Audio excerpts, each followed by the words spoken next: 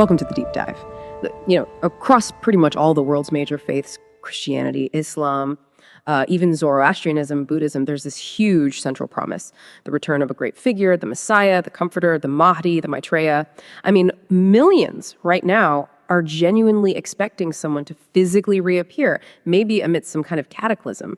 But what if that whole literal expectation is, well, missing the point? Our mission today is to really dive into some key sources exploring the writings of Abdu'l-Bahá. He was the authorized interpreter of the Baha'i faith, and he offered this really radical and unifying way to understand this concept of the return. He aimed to build a single framework that could make sense of all those apocalyptic promises from, Abraham, Moses, Christ, Muhammad, all of them. So we're looking for how he connected those dots. Yes, and it's so important to start there. With his role as interpreter, you can't really grasp this framework without understanding that specific authority he held. He was Bahá'u'llah's son, designated to clarify these often dense, symbolic, and frankly widely misunderstood teachings. He looked at centuries of literalism, which had kind of paralyzed theological thinking in some ways, and proposed something rooted in spirit, not spectacle. Okay. And that central idea is really the absolute core. If you remember one thing, it's this. The return isn't the same physical body coming back. It's the remanifestation of the same divine reality. The same spirit, the same essential attributes, but appearing in a new human temple perfectly suited for the needs of a new age. That shift from body to essence. Exactly. That's what unlocks the coherence between all the different promises. It harmonizes everything. Okay, let's definitely unpack that, because it immediately brings up this seeming contradiction that theologians have wrestled with forever. If they're all different individuals, Moses, Jesus, Muhammad, Baha'u'lláh, how can they be fundamentally the same? Especially when their specific laws or social teachings sometimes look different, even contradictory on the surface. Right, a very valid question. And the sources we're drawing on, especially some answered questions, tackle this head on by explaining two distinct stations or aspects of these manifestations of God. Two stations, okay. The first is what's called the station of unity. This is their divine reality. In this essential aspect, they are absolutely one. One? How so? Well, think of the analogy used in the text, the sun of truth. There's only one sun, right? Indivisible. Each manifestation is like a perfectly polished mirror. In this station of unity, every single one reflects that exact same light, that same sun. So in their spiritual essence, they are one reality. Okay, the mirror analogy helps. The same light, different mirrors. Precisely. But then you have the second station, which accounts for the differences we observe. Which is? The station of distinction. This is their human individuality. This explains why they have different names, appear in different historical eras, speak different languages, and bring specific laws or teachings tailored for that particular time and place. So the unity is spiritual, eternal, but the distinction is human, historical, practical for its time. Exactly. The source puts it beautifully. The reality of Christ is the same as the reality of all the manifestations of God. The difference lies in the degree of revelation, not in the essence. The light is constant, unchanging. But the mirror, the human person, the laws, the social guidance that's adapted for the age it appears in. So if we follow that, the light being constant, the vessel changing, this just dissolves the whole problem of a literal physical return. When the scriptures promise a return, they're actually saying that same eternal sun of truth is shining again, just through a new mirror, a new manifestation. You've got it. That's the logical consequence. Which then brings us squarely to maybe the biggest hurdle for many people when reading prophecy. All that really intense, cosmic, sometimes terrifying imagery. If we're not supposed to be scanning the skies for the actual body of Jesus or expecting Elijah to literally show up, what are these signs about? What should we be looking for? That really is the crux of it, isn't it? Yeah. If you accept the spiritual continuity, you have to then accept a spiritual interpretation of the signs associated with the return. And Abdu'l-Bahá was very clear. Prophetic language is overwhelmingly symbolic. It's spiritual communication. It's not meant to be a literal forecast of astronomy or, earthly events. It's a different kind of language. Absolutely. And decoding this symbolism is where the interpretation becomes incredibly practical, not just theoretical. Let's take some examples. The famous sign of the manifestation coming in the clouds. For centuries, people imagined a literal figure descending from the sky. But the sources explain these clouds actually signify the veils of human misunderstanding, the ignorance, the prejudice, the resistance that always surrounds a new manifestation and hides his true glory from most people. So he appears amidst human confusion and opposition. Those are the clouds. Exactly. That makes immediate historical sense, doesn't it? Every new prophet faced skepticism, rejection. They were veiled by the conditions of their time. The clouds are human, not atmospheric. Right, that clicks. So then what about the really dramatic stuff, like the darkening of the sun and the falling of stars? That sounds pretty apocalyptic. It does sound terrifying if taken literally. But again, applying the symbolic key. It's not about literal celestial bodies malfunctioning. It represents the decline of the previous religious systems. The sun, the previous source of spiritual guidance, loses its brightness, its influence wanes. And the stars, the religious leaders, the scholars, the teachers of that old system, they lose their spiritual illumination and fall from prominence as the new, brighter sun of truth rises. Wow. Okay, so the end times aren't the end of the world, but the end of a religious cycle. The old light fades as the new one dawns. Precisely. The drama is spiritual, not cosmological.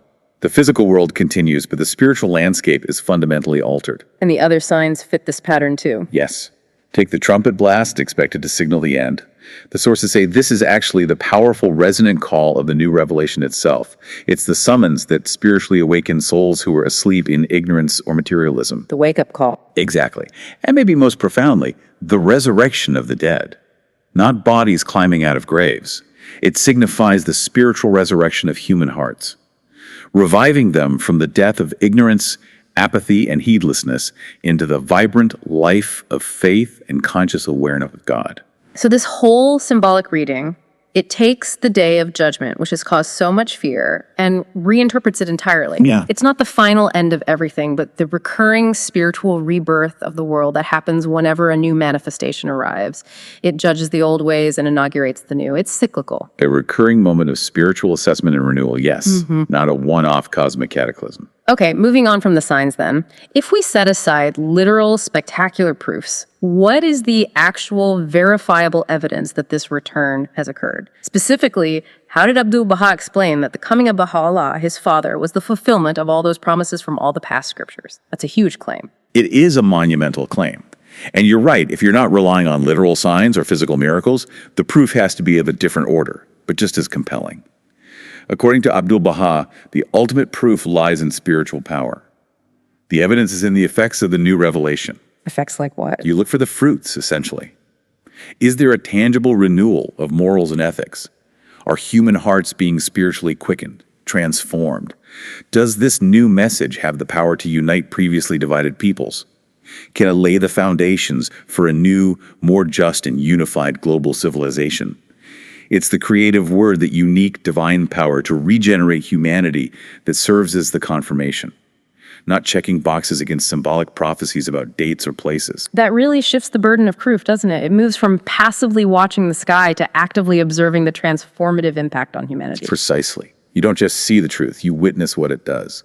But then, what about that very famous, very enigmatic line from the New Testament? But of that day and hour knoweth no man, no, not the angels of heaven, but my Father only. If this return is a recurring cycle, part of a divine law, why the secrecy? Why the mystery about the timing? That's a great question, and Abdu'l-Bahá offered a really insightful explanation for that. He taught that when Christ said that, he was referring specifically to the hidden timing of the next great manifestation who would come after him, like Bahá'u'lláh. This element of the unknown hour is actually a recurring feature in every religious cycle. The exact timing is known only to God. But why? What's the purpose of keeping it hidden? Well, it serves a profound spiritual and practical purpose. Think about it. If people knew the exact date centuries in advance, what might happen? Complacency. People might just sit back and wait, or maybe get caught up in calculations. Exactly. There could be apathy, or maybe fanaticism focused only on that future date. The unknown day keeps believers spiritually alert, focused on their own inner readiness now. It encourages detachment from rigid predictions and fosters humility. It replaces potential fear or complacency with a state of constant inner vigilance and preparedness. So it's designed to keep people focused on their own spiritual growth and character development in the present, rather than just calendar watching for the future. That's actually quite brilliant. It ensures the focus remains on spiritual readiness, not just temporal anticipation. And this idea of a recurring event governed by divine law, but with an unknown timing, this seems to lead naturally into a bigger concept. Absolutely. It takes the return from being seen as maybe one or two isolated events in history and elevates it to an eternal principle. This is the law of progressive revelation. The universe, according to this understanding, is continually guided by an ever-renewing flow of divine truth and guidance. It's not static. The perpetual return. Yes, the perpetual return. As Abdu'l-Bahá put it in the Paris talks, something like, every time that the sun of truth sets in the horizon of one faith, it rises resplendent in another. This return is constant. It happens historically with a succession of manifestations, and it also needs to happen personally, within the individual soul, recognizing and responding to the current revelation. Okay, this is where the theology really seems to leap off the page and become incredibly relevant for us right now, globally. The source material highlights, 4 key implications for today?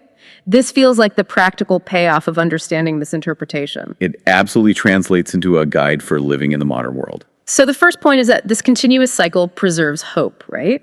It means divine guidance hasn't ended. Humanity isn't left adrift. Crucially important, yes, hope is maintained. God's connection with humanity is ongoing. Second, it fundamentally abolishes superstition. By showing revelation follows a spiritual law, it frees faith from depending on literal interpretations of signs or expecting physical miracles, which often lead to disappointment when they don't happen as imagined. It replaces magical thinking with spiritual understanding. A huge shift. And the third one, this feels massive. It harmonizes religions. If each faith is a chapter in one single unfolding divine story, where each return fulfills the last and prepares for the next, then the whole basis for religious conflict and competition just dissolves. It reframes religious diversity as stages in a unified process, not opposing truths. That's potentially world-changing. It moves from seeing other religions as wrong to seeing them as earlier parts of the same narrative. And the fourth implication, It inspires action. Understanding the coming of the kingdom isn't about passively waiting for some future divine intervention. It becomes about actively building that better world, now working for justice, promoting education for all, fostering unity, eliminating prejudice. The fulfillment is participatory. we build the kingdom through our actions, inspired by the latest revelation. Precisely. It connects directly back to the spiritual purpose. Recognizing a new manifestation isn't an endpoint. It's the starting gun for a new, greater cycle of human effort and progress. Abdu'l-Bahá called this the day of attainment. Yes, past promises are fulfilled, but he emphasized this is just the beginning of what humanity can now achieve together. It demands both humility and immense effort. Okay, let's try and synthesize this. The core idea we've unpacked today is that the promised return isn't about the same physical person coming back. It's the renewal of the same divine spirit, the same light shining through a new human mirror, a new manifestation. And this understanding comes from reading scripture symbolically, spiritually. That's the essence of it. It's a really profound shift. It pulls religious expectation away from waiting for cosmic events and places the focus squarely on inner spiritual reality, on character transformation, and on practical action for global betterment. Yes. And perhaps here's a final thought, something this concept of continuous revelation really invites you, the listener, to consider. According to Abdu'l-Bahá, recognizing Bahá'u'lláh doesn't slam the book of prophecy shut. It just turns the page, opening a new chapter for humanity. It implies we should always live in a state of spiritual awareness, of vigilance. So the story continues. Always. So the question to mull over is this. If divine guidance is continuous, how do you learn to recognize that reflected light of the eternal return? That same underlying spiritual reality, not just in past prophets, but right now?